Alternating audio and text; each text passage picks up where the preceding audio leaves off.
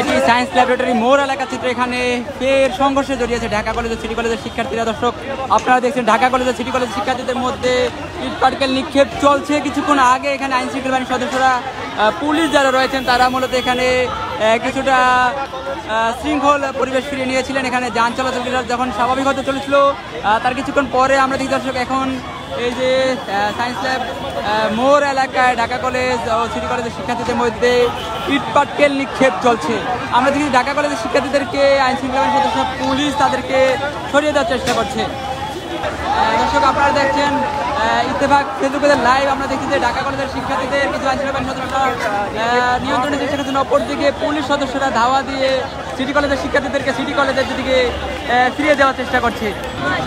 দর্শক আপনারা দেখছেন পুনরায় সিটি কলেজের শিক্ষার্থীরা তাদের ক্যাম্পাসের প্রধান ফটকের সামনে থেকে ইট পাটকেল ছুটতে শুরু করেছেন। অপরদিকে আমরা দেখছি সায়েন্স ল্যাবরেটরি মোড়ে যে ব্রিজ রয়েছে সেই ফুটওভার ব্রিজের নিচে আইন শৃঙ্খলা বাহিনীর সদস্য এবং ঢাকা কলেজের শিক্ষার্থীরা অবস্থান নিচ্ছেন। বাংলাদেশের প্রথম 5D AI ইনভার্টার যুক্ত সর্বোচ্চ বিদ্যুৎ সাশ্রয়ী যমুনা এয়ার কন্ডিশনার।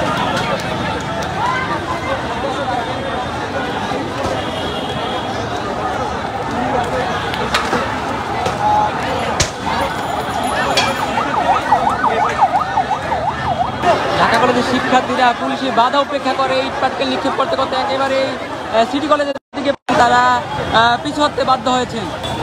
এদিকে আইন শৃঙ্খলা বাহিনীর সদস্যরা সায়েন্স ল্যাবরেটরির মোড় এলাকায় জড়ো হয়েছেন। তারা এখানে সাউন্ড গ্রেনেড নিক্ষেপ করছেন আইন শৃঙ্খলা পরিস্থিতি নিয়ন্ত্রণে আনার জন্য।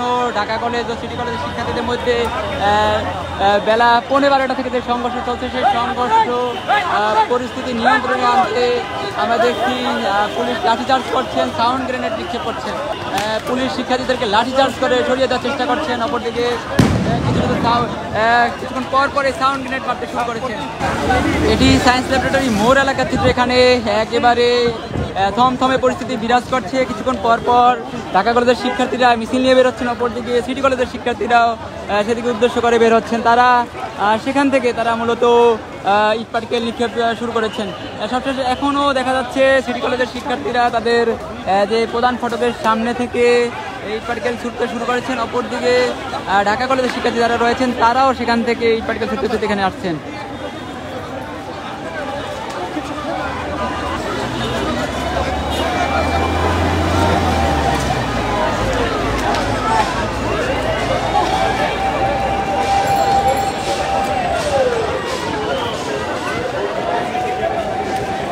তারেক ভাই আমার সাথে থাকেন।